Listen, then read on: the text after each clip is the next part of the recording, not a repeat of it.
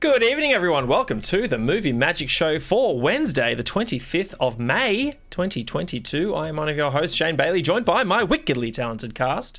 To my right, it's the film filleting, TV show hating, thought elaborating Mr. Movies, Ben Stapleton. Hey. Hello. Hey, Ben. And his right's the dulcet tones in your headphones, here to engineer a sincere atmosphere, Terry Fear. Saw, dude. It's weird, like when you guys joined the Discord, I was like, yep, Terry in the middle, Ben on the right, and now for some reason Discord's like, nah, Ben's in the middle now. Right, So that threw me off when I was like, to my right, I'm like, Ben's never first, what's going on? I had the same thought. I was like, well, that's weird. Yeah. How are you, Ben? Doing well, Shane. How about yourself? I'm good, I'm good. It's been a while since we all gathered around the internet. It has, yeah, we've had a couple of clashes, been a bit busy. I am a bit older since the last time we were live as well. Both of you guys are, right? Yeah. Yep. Oh yeah, that's right. We both are. Yeah, 30. I had my 32nd, the 11th anniversary of my 21st. Nice. Yes. And how are you, Terry? Yes, happy birthday to you, sir. My 15th anniversary of 15th. Yeah, 15th anniversary of my 21st. That's how that works. Yeah. How's things? Yeah, not too bad. Not too bad. Good to hear. All right, well, it has been a while, so hello to everyone in chat. This is the Movie Magic Show. If you're tuning in for the first time, every Wednesday, usually, we Chuckleheads go live and see, it's been that long. I've been thrown off by my own intro. We like to get together and love, like, bash and trash the latest the entertainment world has to offer. If you like that, follow us here on Twitch. Catch all our past episodes on my YouTube channel. Just search Magic Casts, all one word, on YouTube. And you can follow us on Twitter as well, at Movie Magic Show. We'll tell you when we're going live and which films we're going to be reviewing. This week, it's going to be the latest film in the Marvel Cinematic Universe. That is Doctor Strange in the Multiverse of Madness. That'll be our latter topic. But before we review that film, we'll be reviewing 2019's Little Women, starring Saoirse Ronan, Emma Watson, Florence Pugh, among many others. We'll also play a little movie actor go because we love it so, and some actoral. Before we get to those, though, we need to set up our end games. These are games we like to play with you at the end of the show. I'm going to go to Mr. Movies, Ben Stapleton, for our movie quotes. I really did think this one was too hard, but then I just said it to Terry and he just got it. So my quote is, "Do you want lunch?" And I'll give it with some inflection at the end of the show, but that is the wordage. Do you want lunch? That is movie quote number 1, and I'm going to give you movie quote number 2. Here you go. I kind of hope you guys don't know this one, or you kind of know it, but I've got a feeling it's going to be like, oh yeah, I got it. Here we go. There's two people back and forth. What do you think of her? I like her more than you already. Oh. Oh. Yes. Yep. No, Good. not Good. me. I have others. I know it. Exciting. Yeah. And the other game we like to play is 6 Degrees. We're going to give you 2 actors. You need to try and link them via actors they star alongside. The Dulcet Tones has our pairing this evening. I do, and what a pair. We're going to go from Viggo Mortensen, his broken toeliness, to... Oh, shit, who did I say? Shamalama Ding Dong. Yeah, Timothy Chalamet. Timothy Chalamet. Chalamet. Nice. Yeah. Viggo Mortensen to Tim Chalamet. We shall provide answers to those at the very end of the show. Before we get to the end of the show, let's get to the start of the show with our first review. It's going to be of Little Women, which is a 2019 American coming-of-age period drama film written and directed by Greta Gerwig, who also directed Lady Bird. It is the 17th film adaptation of the 1868 novel of the same name by Louisa May Alcott. 17th film adaptation. Can you believe it? IMDb's be like, which one do you want? It chronicles the lives of the March sisters, Jo, Meg, Amy, and Beth in Concord, Massachusetts, during the 19th century. It stars an ensemble cast consisting of Saoirse Ronan, Emma Watson, Florence Pugh, Eliza Scanlon, Laura Dern, Timothy Chalamet, Meryl Streep, Tracy Letts, Bob Odenkirk, James Norton, Louis Garrel, and Chris Cooper. Sony Pictures initiated the development of the film in 2013, with Amy Pascal coming on board to produce in 2015, and Gerwig hired to write its screenplay the following year. Using Olcott's other writings as inspiration, Gerwig penned the script in 2018. She was made director that same year, with the film being the second she had solely directed after Lady Bird. Filming took place from October to December in 2018 in the state of Massachusetts, with editing commencing the day after filming wrapped. The film received critical acclaim, with particular praise for Gerwig's screenplay and direction, as well as performances of the cast, and it grossed $218 million worldwide. Among its numerous accolades, the film garnered 6 Academy Award nominations, including Best Picture, Best Actress for Ronan, Best Supporting Actress for Pugh, Best Adapted Screenplay and Best Original Score, and 1 for Best Costume Design, as many period pieces usually do. It also earned 5 British Academy Film Award nominations at the BAFTAs, with a win for the Best Costume Design and 2 Golden Globe Award nominations. Audiences enjoy this one, 7.8 on IMDb from 192,000 users. But critics adored it, gentlemen. 91 Metascore. Can you believe it? That is very, very high. That is pretty and the high Rotten for me. Tomatoes, for the right to go first. Tell me your thoughts. 94. 89. 95%. Harry, Oh, tickling, so close. tickling it. Very Yeah. nice, sir. Awesome. You are fresh off your viewing, sir. Little indeed. Women came out a couple of years. I remember hearing buzz about this one. I think I saw like posters or a trailer or something. I'm not usually one to like or to rush to period drama like this. So I'm keen to hear what your thoughts were going into it and your thoughts coming out of it. We are kindred spirits in that regard, Shane. I don't mind period pieces. I kind of prefer the literature over film adaptations of the literature. But yeah, I going into this didn't know much. I found out today before I watched it that Timothy Chalamet was in it. Chalamet. And I was like, cool. He's a face that I like. And he's got decent acting chops and whatnot. It's a great face. Great face. Very French. Okay.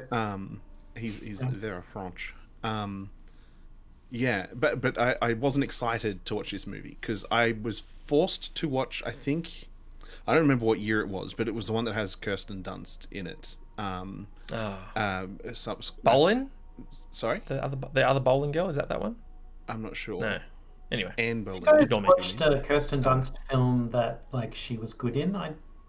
I've never liked her. Yeah. Bring it on. I've watched Spider-Man. good films that she was in. Yeah, Sorry, yeah, she's in okay. good films, but she's not. Yeah. She's No, not she was great. fine in Bring It On. Like, it's not a great. She film. was. I never watched her. She wasn't too bad in Power of the Dog. I think she did a pretty think good that job. was probably- that yeah. was just not Yeah. a great movie in my mind. Yeah. Okay, I'll take that. Yeah, she was decent. She was decent in Power of the Dog. Sorry, go ahead, Terry.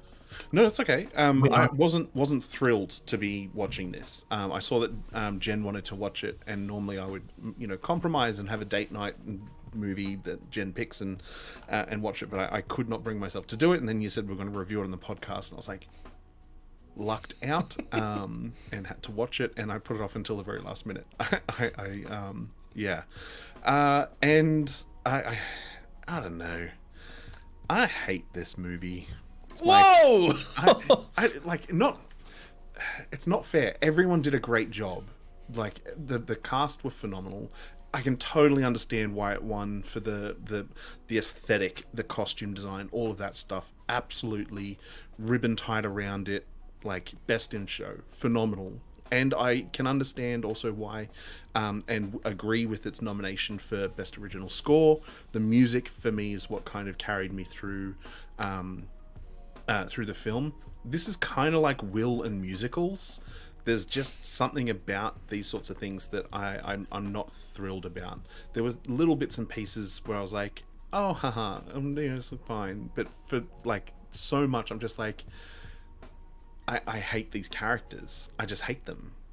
The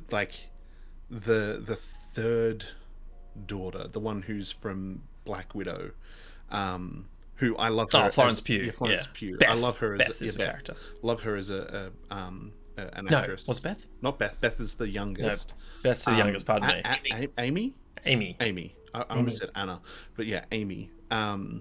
Like when she taught. Hang on, this is a 2019 film. Can we talk about stuff? Oh, I can throw out the spoiler warning a bit later if you want. We can look just back like on something. this shit that she did. She's like, "I'll get you back for this," and then what she does, g'day Watana. Hey, Watana. What she does to get back at her sister is like, "I would shoot you," like on the spot, on the fucking spot. Anyway, and like I don't ever want to do this, but then like I don't know, and like the split timeline, you're kind of dipping one foot into like the future / the past, and it's slowly kind of narrowing the gap between what the past is and what the present is. I like that there's an element of the film that's kind of fourth wall breaking. It's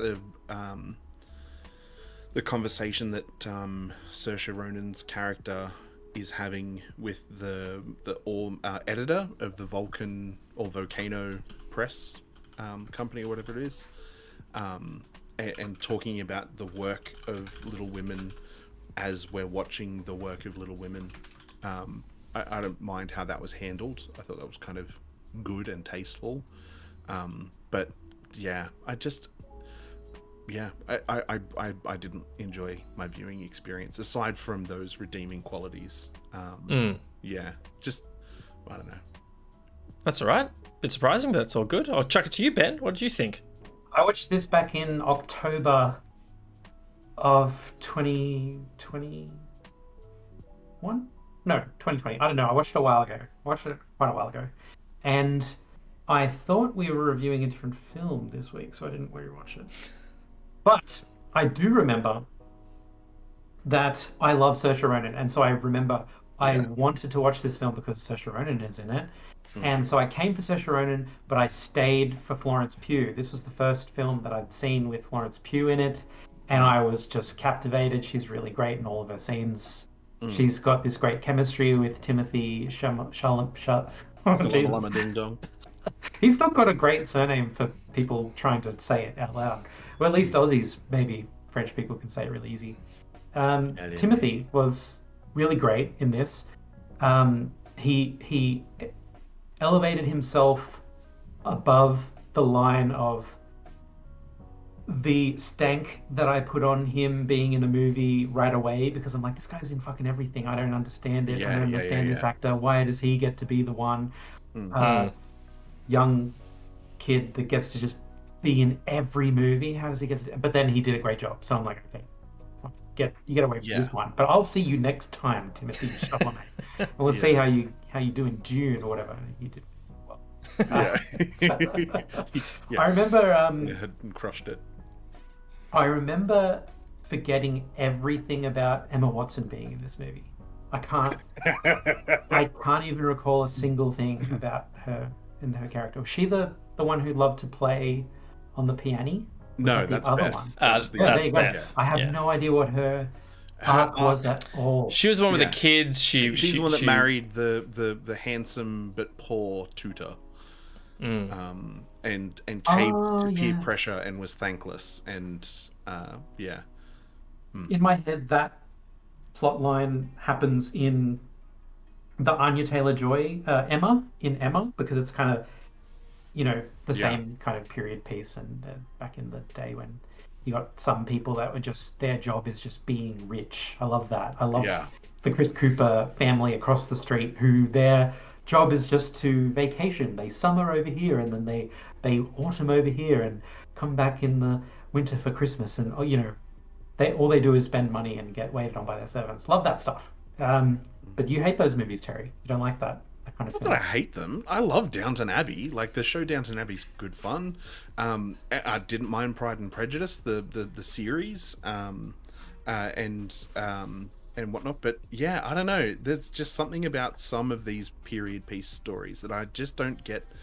I don't get thrilled about. And I think Little Women, in particular, might be because it was a bit spoiled by having seen an earlier iteration of it. All right. Yeah, I've never seen the older version of this movie. I I don't love. think I've seen the original Pride and Prejudice either. The one with Yeah. Keira I haven't seen Knightley. it, Is it no. Keira Knightley that's in it? I think so. Well, there's an earlier one than that with Oh, Colin right. Firth. But yeah, I just wanted to say I love period pieces that get turned on their head. So I love Pride and Prejudice zombies. Like, it's terrible, but it's fantastic at the same time.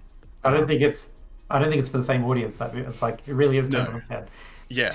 It's turned the whole genre to a Yeah. different genre. For sure. Um, I actually do like the um, dresses and stuff for these. Like I love Emma, Anya Taylor-Joy's in like 5 gowns in that movie. It's just ridiculous. And like you just go, that's amazing. Like that would have taken someone a year to make that. Like it's insane how beautiful Yeah. all the costumes are. I remember thinking that in this film. I remember loving the pacing of the film. I never felt bored in the middle. I never felt. You know what? I did feel bored at the end. I didn't love the ending of this one, where it's all about how the book comes together and how the book is going to end and what should. Yeah. And there's like a little hint, I believe, correct me if I'm wrong, of whether what we're actually seeing in the telling of the tale from Ronan in the future, like she's telling her story and we're seeing the portrayal of her telling. And there's a little hint of it didn't happen this way, but I'll tell it this way because it makes for a better book. Yeah, and it's commercially sensible. Yeah, and I don't know if I love that idea. I obviously all of this didn't happen at all. Like it's on the screen. It's not true to history in that regard. But I just don't love the hint that what I'm seeing doesn't really matter because it's just a story. I know I could argue myself out of that position easily. I could pick any fictional story that's meant something to me and go, look at this. Something that didn't happen at all and you know that it didn't, but it moved you in some way. But yeah, I just didn't love the ending. I don't know what it was about it. I remember also I loved the It's because she's a bitter shrew and like that's not a redeeming quality for me. Like who Saoirse Ronan's character is. Yeah, 100%. When we get to spoilers, I'll have a conversation about one of the reasons why I hated the film. I loved the tone of it, like the color tone of this. It was like a Christmas film. It was like a holiday, happy, cheery Super film. Jaunty. The music was very jaunty. It was it was like watching the first act of The Grinch or something. But without the it wasn't hokey and fake laughing and stuff. It was just I just remember loving the major key tone that the whole thing took place in. It was very upbeat, and I remember actually feeling happy for all these people when they found their love and got married away, and their dad would be happy for them and stuff. I remember loving all that stuff, and the little connection that Chris Cooper's character gets to have. He's not a bitter old man, but he's a bereft old man. He's a saddened with age and loss, and he gets a little bump, and I loved that whole arc. I remember it was especially a bit of a treat for me. So yeah, overall, I believe I remember liking this one. I'm sorry I didn't rewatch it coming up to the telling of the review of it. No, that's fine. I watched it a few weeks ago when we planned to watch it, but then obviously the episodes got bumped back. So I was struggling to recall some of my memories, but I went back and watched the trailer just to sort of jog that and agree on Saoirse Ronan. Like, she's powerhouse in this movie. I know a few weeks ago we were discussing Octavia Spencer being one of maybe the best African American actress in history. And I've always kind of just whenever I think about my favorite actresses, like Julia Roberts just goes to number one purely because of Erin Brockovich. Like, that, just based on that performance alone, I'm like, yep, Julia Roberts is the best actress there ever was, ever will be. I think she's incredible. Obviously, people like Meryl Streep and Jennifer Lawrence, about a high average as well. But in my mind, I'm just like, I'm not sure I've seen a bad Saoirse Ronan performance. Like, this is incredible. Like, everything I've seen her in.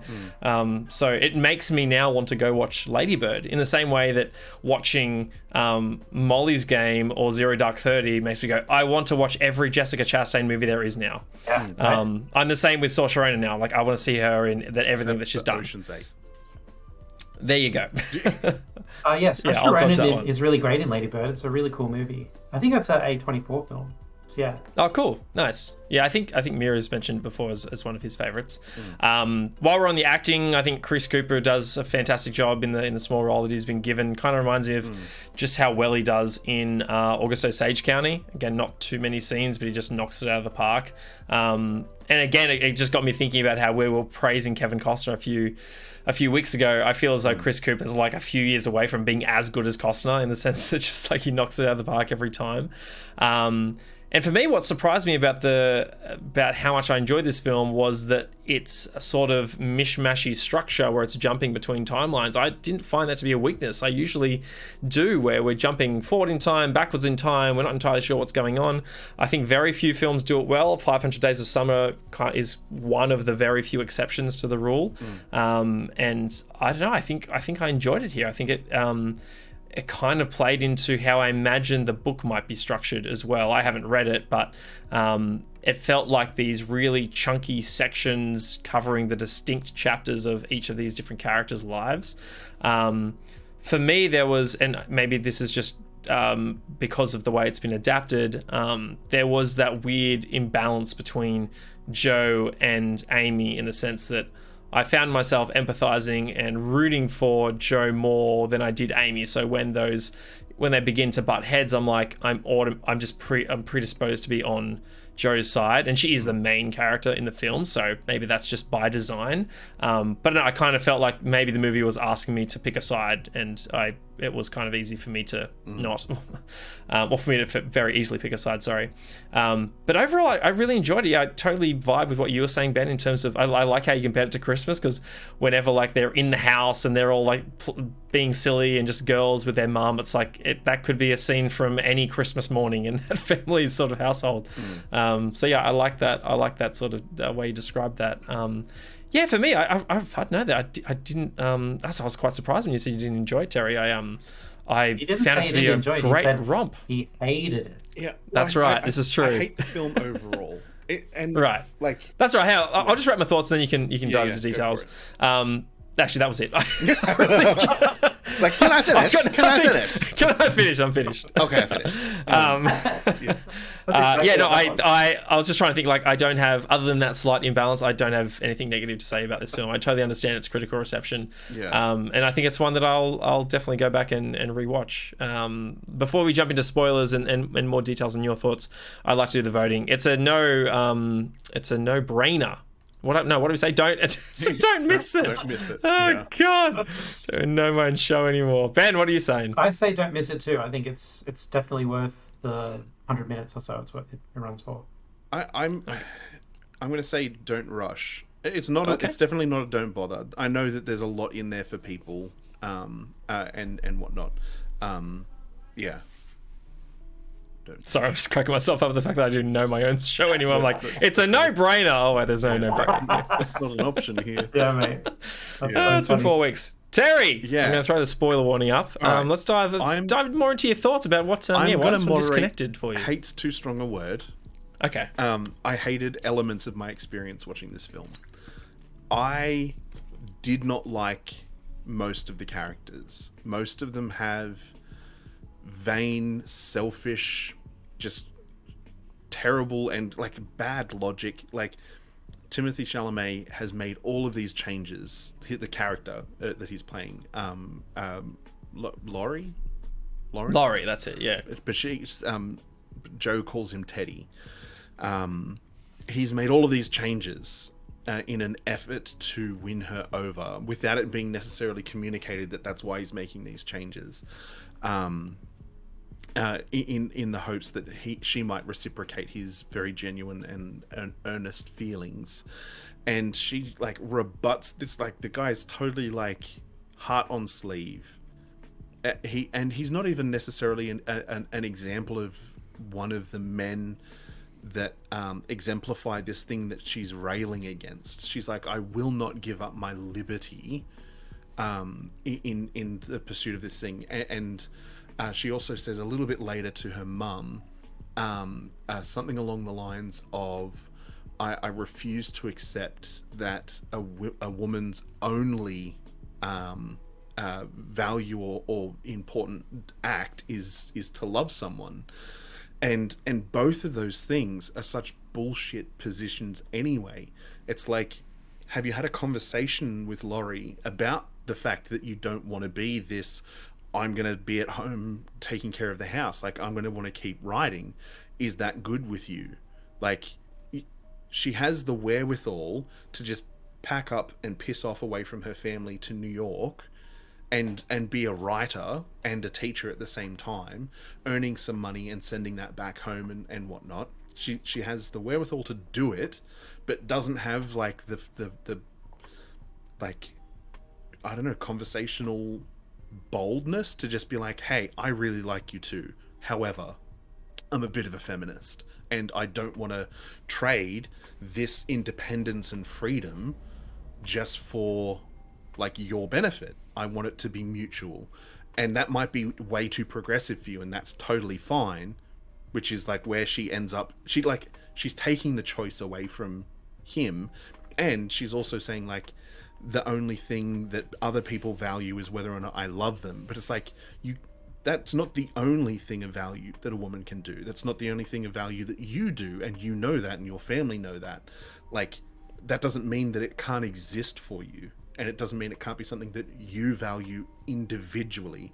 Like, just because this institution says that this is what women should do, and she even said, like, I think it's a heartbreaking moment that Saoirse does a really good job of portraying. She's like, I'm railing against this thing, but I'm so lonely, and she's like crying as she says it, and I'm like, well, like, that's the bed that you made for yourself. Like, you're railing against this system that isn't necessarily against you. Maybe it's pigeonholing a lot of people, but look at your own mum. Like, she raised you, you know, brats while her husband was away fighting in the Civil War, for like to end slavery against the South. And she's like consistently generous, just so altruistic and benevolent, and you know, you've got all of these great examples of that. And it's like, do you think that your mum, who you look up to and respect, is like unhappy with her lot in life? Like it's kind of like taking a crap on the decision to be a mum that her mum made to them. And I'm just like, that just seems so shitty. And I'm like, I don't like these people. And like Amy's the same. She's like, I am the third child and I don't want to miss out on stuff. I want to be included in things, and I'm not going to respect the boundaries that my sisters put in place socially. I'm going to insinuate myself as often as I possibly can, and when I don't get my way, I'm going to throw a tantrum. Except the tantrum that she throws is to literally burn her sister's, to this point in time, life's work in a novel, which she hand wrote with like a quill and paper, which is like, it's not like deleting a Word document that took you like a couple of hours to work on, or an essay that you've been working on. It's like, that's irrecoverable. There's no backups, there's no cloud, like there's nothing, like that's literally gone. And unless she's got an eidetic memory and the willingness to redo what she's already done previously, that's done, it's cooked. And she's like, I'm gonna hate her forever. And I'm like, you should hate her forever. She's a shitty human being for what she just did to you, and just because you didn't let her come to the theater with you where you were obviously going on a double date. It's like, I don't want you there, these men don't want you there, because they're taking us to the theater because they're trying to woo us. So fuck off, ski. Like, just piss off. Like, I love you, sister, but you're not welcome in this environment. Let's go ice skating later. We'll do that together because that's fine. No, that's just like, no, I'm gonna burn your shit. And it's like, yeah, I don't know. I couldn't get past that. I liked Beth. except that she like was probably too. That she's probably too. I don't know. She might have got her other sisters killed if they'd actually listened to her. She told them what she was going to do, but they weren't listening. They were bickering, and she's like, "I'm just going to go do it." And then she goes and gets like scarlet fever from this German family, and spoiler alert, dies because medicine isn't a thing. So yeah, I don't know. There's just a ton of that, and like Saoirse's character Jo, she asks for honest criticism. She's like. She's been getting familial praise from everybody, and she's been turning a commercial success from the things that she's writing. And this guy that is in the same boarding house, who is a professor of some variety, I'm not 100% sure if it's literature or theatre or what, but he offers his unfettered opinion if she's willing to accept it. She accepts it, and he's like, well, I don't like this. You are talented, but this I don't think is good. And she flips her lid at this guy. And I'm like, what? Yeah, I felt the same way in that it probably didn't irk me as much as it did you, but it was, in that moment, I was like, I think the movie was going for comedy there, and it didn't land. That scene was funny. Right, okay, it didn't land for me. I was like, give it a bit of a bitch. The comedy is like she's trying to be strong, but she can't. She can't hack it. She isn't. Right, okay. I don't know. I sensed it was trying to be comedic, but I was like, yeah, that didn't land for me. You just came off as a bitch. Yeah, totally came off as a bitch. And I've been in those situations socially where someone's like, I'd rather you be honest with me, be upfront.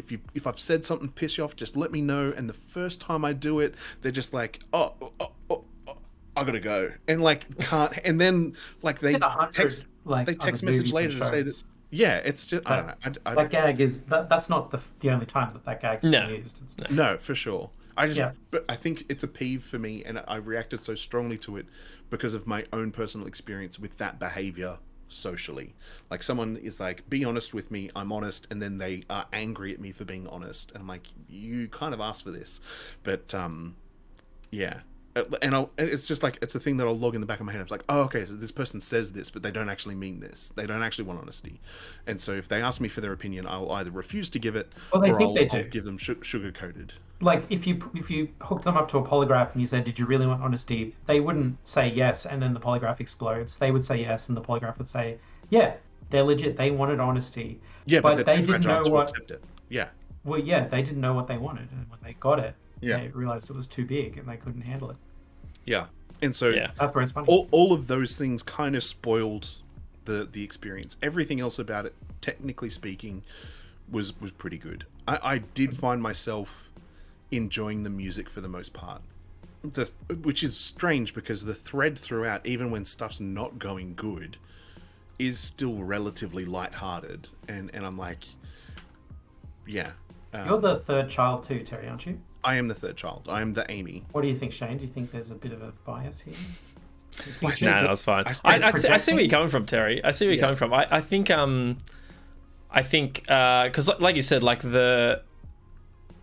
Joe's life mission to be more than the female stereotype in that time, but still her like in the end her desire to not be lonely, of course, like those things don't necessarily have to be mutually exclusive. Like you can have both. But I think what the film is trying to say, that this is their lived experience. This is what society dictated. It was one or the other. And yes, of course, like that's definitely not the case. But I think that's what the core premise of just like, this is the context in which these people live. For sure. So yeah, it kind of didn't. And maybe the film didn't do a good job of necessarily putting that. It was potentially also a moment for their mother to, like, for us to see that, like, she really is the perfect mum. Like, because she's got a daughter saying, "I don't want to be you," and she's saying, "You don't have to be me." Like, you're your own person, and I will not take offense at the idea that you don't want to be me. Even though, like, she knows on the other side of things, like, you're damn lucky you had me in the first place. I'm awesome. Yes. Awesome, like, you could do a shit ton worse. You could have the German mother. Yeah. Who has, But how good is Laura Dern? Just like she was one of those. She played a character that's just like, oh, I want this mum. Yeah. Like such a lovely mum. I'm trying to think. I've had that experience where I'm just like, oh, what a great dad. I want that dad. Yeah. That's a dad I want. Yeah. Nice. Any further thoughts, Ben? Apparently Bob Odenkirk was in this film. Yeah, he's their dad. He was the That's dad. their dad. Yeah. I didn't notice that. I didn't notice that was him. I totally thought that was going to tee up to like he's never coming back. Oh Right. yeah. He's decided He's not there for 2 acts. secede. Yeah, he's changed sides from the Union. He's like, you know what? They're making some great economic points with this slavery nonsense. So Yeah, get in on the ground floor on the slavery deal. Take it to the moon. yeah. Anyway, that is Little Women. It's on what streaming services on Terry? I've forgotten where it's on Netflix. There you It go. might be on something else 2019 as film. well, but it's definitely on Netflix. That's where I watched it just this year. Anyway, yeah, mixed feelings here on the show, but the critics love it. 91 on Metacritic. You can't really dispute that. But anyway, yes, catch it yourself if you'd like to check it